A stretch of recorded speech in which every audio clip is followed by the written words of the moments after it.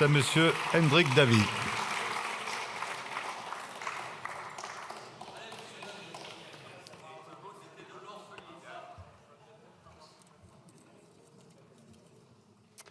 Monsieur le Président, Mesdames et Messieurs les ministres, chers collègues, alors la semaine passée, nous avons quand même vécu un moment historique en commission des affaires sociales.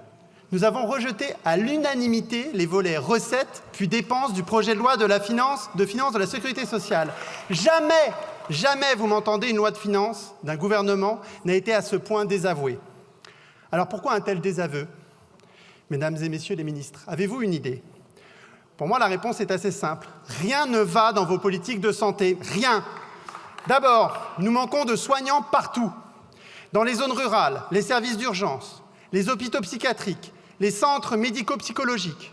Alors, évidemment, vous répétez à l'envi qu'il n'y a plus de numerus clausus.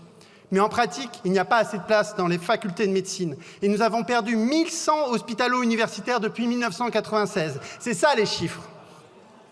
Pire, la réforme des études de santé a été un véritable fiasco. Elle a accentué la pénurie de pharmaciens et d'infirmières. Écoutez les pharmaciens. Et il manque même 1500 internes en médecine cette année. 1500. Les conditions de travail, évidemment, n'ont cessé de se dégrader, ce qui n'arrange rien à l'attractivité de ces métiers. Plus de la moitié des professionnels de santé connaissent des situations de burn-out et souffrent de douleurs chroniques régulières. Les généralistes travaillent 53 heures par semaine et les internes 59 heures. Et les salariés du secteur médico-social sont 3 fois plus victimes d'accidents et de maladies professionnelles. Alors les soignants sont évidemment à bout de souffle. Ils sont de plus en plus nombreux à renoncer à leur métier et les services dans les hôpitaux ferment les uns après les autres. Alors, à l'arrivée, chers collègues, évidemment, l'accès aux soins se détériore. 29% des Français, vous m'entendez, 29% des Français renoncent à des soins pour des raisons financières, soit 5 points de plus qu'en 2019. C'est ça le bilan de la politique d'Emmanuel Macron. Évidemment, les plus pauvres sont les premiers touchés et sont ceux qui le renoncent le plus aux soins. Cet été encore, 2/3 des services d'urgence ont dû fermer une équipe de soins, 2/3. Il arrive que des patients meurent sur des brancards dans les couloirs avant même d'avoir pu être pris en charge. C'est arrivé à Nantes. La psychiatrie, prétendue grande cause du quinquennat, n'est même pas abordée dans le texte, un comble. Alors, je passe vite, mais ce n'est pas mieux pour le grand âge ou les familles. 2 millions de personnes âgées vivent sous le seuil de pauvreté. 85% des EHPAD sont en déficit. Et les scandales se multiplient concernant les micro-crèches privées qui s'enrichissent sur le dos de la CAF et des familles avec la complicité du gouvernement. Maintenant, on est au courant. Alors, le bilan est catastrophique, chers collègues. Pourtant, en 2000, un peu d'histoire, c'est pas si loin. L'Organisation mondiale de la santé estimait que la France offrait les meilleurs soins de santé au monde. Que s'est-il passé en 25 ans? C'est simple, l'austérité. L'austérité pour le public avec plus de 111 000 lits fermés et des ponts d'or pour le privé. Voilà votre politique. Un chiffre résume vos politiques. Dans l'exposé des motifs, à l'article 6, vous rappelez que les exonérations de cotisations sociales coûtent 80 milliards d'euros à la sécurité sociale. Je répète ce chiffre, on va le répéter pendant des jours. 80 milliards d'euros. Et en plus d'être coûteux, ces dispositifs sont des trappes à bas salaire. Plus les salaires sont proches du SMIC, plus les exonérations sont fortes, ce qui n'incite pas les employeurs à augmenter les salaires. Ça, ce n'est pas le NFP qui le dit, c'est même le gouvernement qui le dit dans l'exposé des motifs pour l'article 6. Pour les salaires supérieurs à 2 SMIC, les économistes n'ont jamais démontré que ces réductions de cotisations favoriseraient l'emploi. Ce sont des cadeaux sans contrepartie aux entreprises. Alors, évidemment, à la fin, quand on exonère, il y a un déficit. Il est de 18 milliards d'euros en 2024. Mais il n'est pas dû aux dépenses, mais il est bien dû au manque de recettes, ça a été dit par plusieurs orateurs. Alors, la politique de la caisse vide sert à justifier la cure d'austérité que le gouvernement nous prescrit chaque année. Pourtant, si les caisses sont vides, c'est bien le gouvernement qui a organisé le braquage, car il refuse de compenser à l'euro près ces exonérations. L'autre raison du détricotage de notre modèle social est que, pour vous, nos familles, notre santé et nos retraites sont une marchandise presque comme les autres. Dans la société dont vous rêvez, les micro-crèches du privé lucratif remplacent les crèches publiques ou associatives. C'est normal, c'est vos amis des fois qui les gèrent. Les cliniques privées remplacent les hôpitaux. D'ailleurs, nous avons rejeté un amendement macroniste en commission qui proposait explicitement ça, une expérimentation. Et vous rêveriez que les fonds de pension remplacent notre système de retraite par répartition. Les grands groupes privés dominent d'ailleurs déjà l'industrie pharmaceutique, l'imagerie et la biologie médicale, et ils s'attaquent en ce moment même aux maisons de santé. Une autre politique de santé est pourtant possible. Il faut donner les moyens aux acteurs publics avec plus de soignants formés et une hausse de leur rémunération.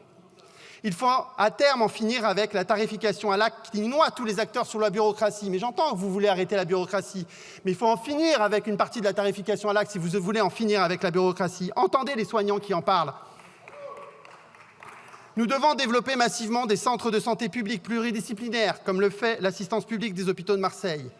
L'exercice libéral de la médecine ne répond ni aux besoins ni aux souhaits des jeunes médecins.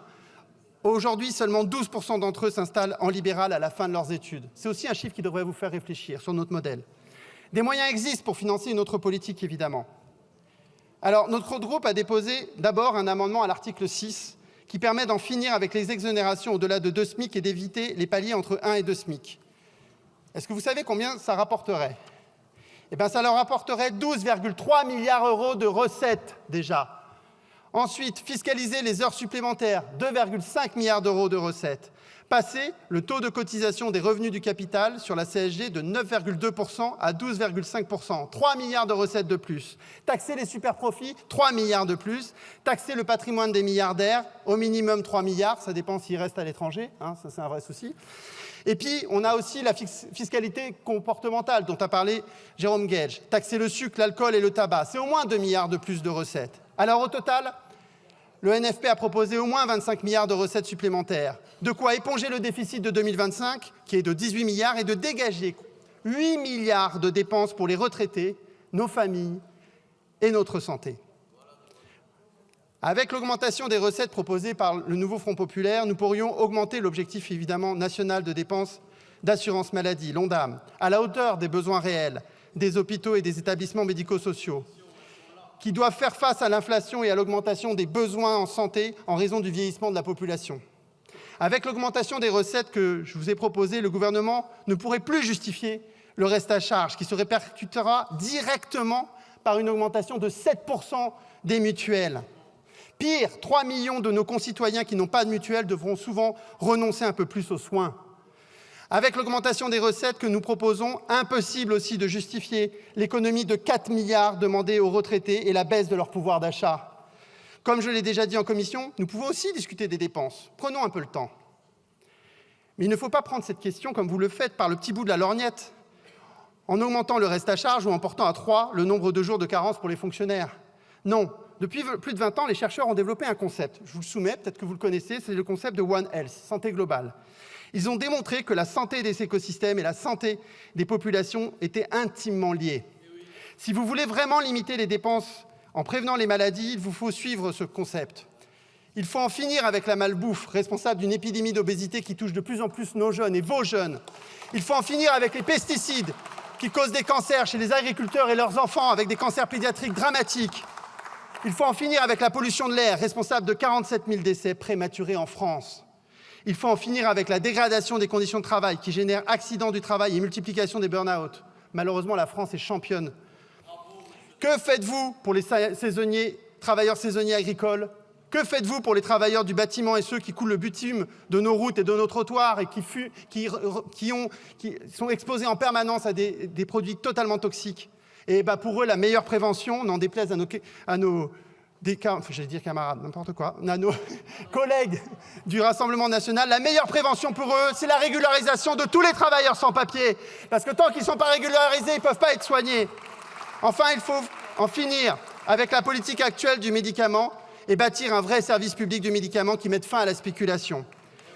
La santé est la première préoccupation des Français. Madame la ministre, ma question est simple.